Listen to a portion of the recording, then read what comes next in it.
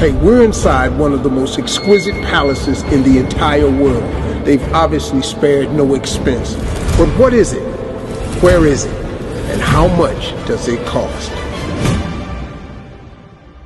Welcome to the Presidential Palace of the Emirates, where Emirate leaders meet and host summits. For years, this was private, available only for politicians and leaders. But last year, they opened this to the public. This is the only palace open to the public in the Middle East. So for the first time ever, I thought I'd show it to you. Here, every door took 350 hours to make. It is carved by hand. Here, they have one of the largest domes in the world, 37 meters in diameter. And they also have one of the largest chandeliers in the world. This chandelier above me is so big there is room inside of it for people to do maintenance work. This chandelier right here is probably the biggest chandelier we've ever seen. I know I've ever seen in my entire life. I would love to have it as a gift in our home. We would have to restructure the house for it, but we would love to have it. But that's not going to be the case, so we'll just stand here and enjoy it. We can't afford this. Every room in this palace is different. For example, this is the book room, or better known as the House of Knowledge. It is a library full of books. Many of them are very rare and very old. Like this book, the Atlas Manuscript on Astronomy.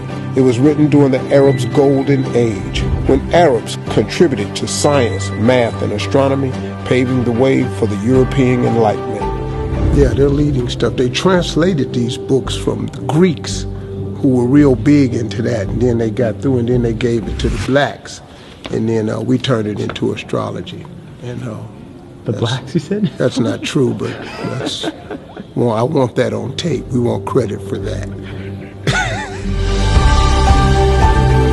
All right, this is a presidential gift room. What's inside are gifts from all around the world presented to all of the Emirati leaders, such as ancient wooden weapons like swords and daggers from Saudi Arabia, wooden elephant sculpture from South Africa, a golden horse from Turkmenistan, a jar that looks like the moon from the Republic of Korea, and a beautiful medal from France. This would be like beyond presidential for me. This would be, in the words of my friends back home, baller.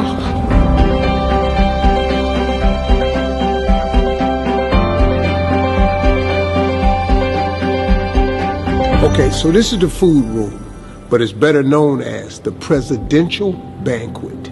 In this hall, there are over 150,000 china, utensils, and silverware. And many of these are made of pure silver. Pure silver. 100%. I bet the food is good in here. You look at this. How are you going to serve something that's not good? The food is going to be delicious. I want some. Why is there nothing here? They didn't know I was coming. I'm always hungry. Might not be presidential, but I'm hungry. That's for sure. Usually 85% of the day. But I feel very baller sitting in this chair, I'll tell you that. Okay, so I know the question on your mind is probably, how much does all this cost? I did some digging, some looking into it, and here it is. A lot.